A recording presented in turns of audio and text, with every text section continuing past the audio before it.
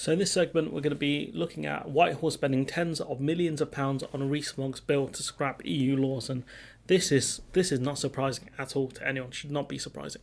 So civil servants are estimating to be spending tens of millions of pounds establishing which laws and regulations would be scrapped under the government's controversial EU laws bill. So it's the retained EU laws bill, I think it's called. Mogg claimed a specific law firm, could have bashed this all out in a month. Maybe he should have recommended them to Sunak, because at the moment a lot is being spent on this bill, unless of course Mogg was lying. The Department for Business, Energy and Strategy last week admitted it's spending around £600,000 on staffing costs alone in just 2 months as part of its review of the bill. Ministers have now ordered other departments not to reveal details on what resources they have diverted, but analysis by the Observer suggests the final total for all government departments will be in the tens of millions. And they should be transparent. There should be transparency on how much this bill is costing us. This is taxpayers' money after all, but we might see departmental spending for individual departments run into the millions. I think the Transport Department has the most legislation to deal with. The BEIS is responsible for just 318 out of the 4,000 laws and regulations protecting employment rights, consumer rights, the environment, farming, travel and civil liberties. I don't know how civil liberties falls into this department, but sure, that Rishi Sunak said he plans to abolish or reform by the end of the year, the laws and legislation. So these are less than this. The amount they have to deal with is less than other departments, but these departments are deal with incredibly important things.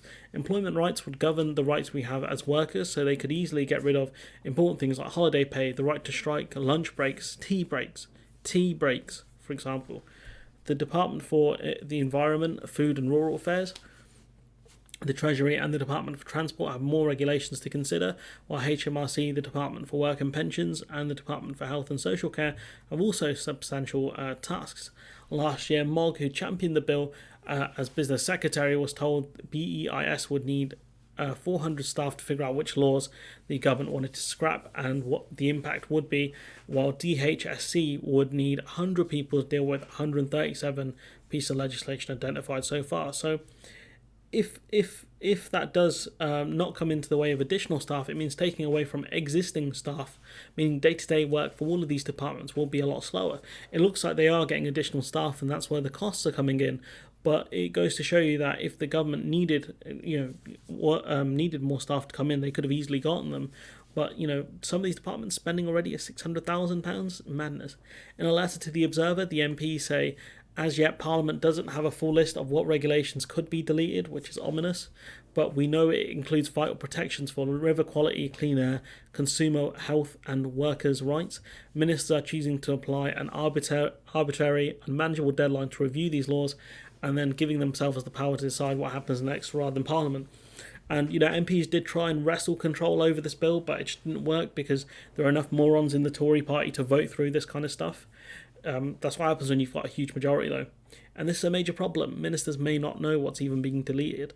The sunset clause Mogg put in is effectively a guillotine. The amount of prep work that is needed is at Batman levels. A department first needs to figure out which laws are on the chopping block and how they impact us. What happens if we amend or delete it? And they have to do assessment reports based on these things. This is for hundreds of pieces of legislation. This is a ton of work. DEFRA has around 1,100 laws and regulations to review, including rules on aquatic animal quarantine. I mean, that sounds incredibly complicated. And how to guarantee that chicks exported to Finland are free from salmonella. For DEFRA, there's no way they'll get this done this year.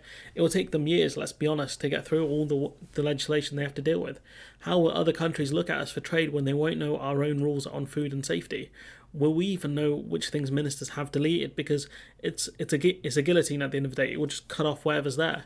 And until that happens, we don't know specifically what's been gotten rid of. Other regulations include those to protect wildlife, limit sewage, which the Tories aren't doing a great job of anyways, and pollution in rivers, which, again, they're not doing great jobs. Whether drinking water has radioactive substances in it, I mean, that's terrifying. The use of hormones in livestock, very American, and how much pesticide is allowed in food, and limits on harmful air pollution. Experts are already warning that the legislation raises serious legal problems for the government and directly contradicts the 2020 Brexit trade agreement, the trade and cooperation agreement with the EU, which guarantees that the UK will not weaken or reduce labour and social protections. Some people in the government seem to be deluding themselves that because of Brexit, we can move ourselves back to the days before the 1st of January 1973, as if the world had never changed. We may have left the EU, but we have retained obligations under it. According to experts, and it's true. The TCA means that we have to keep a level playing field, keeping to the standards that we had agreed when the agreement was signed. This bill is probably one of the worst bills that the Tories will pass. I don't know how much the Lords can slow this down, but if they can push this past the election, then I won't moan at them. We might be saved by unelected people, which is madness, and if they do manage it, I promise I won't moan at the Lords for a long, long time. But anyways, I'm going to leave it there. Let me know what you think in the comments below. Like, comment, share, subscribe. Let me know specifically what you think about this bill, because it is Moggs' worst work, and that man, he's a nasty work, he is. Anyways, let me know what you think in the comments below. Like, comment, share, subscribe. Support the channel on Patreon if you can. And hopefully I'll see you in the next one.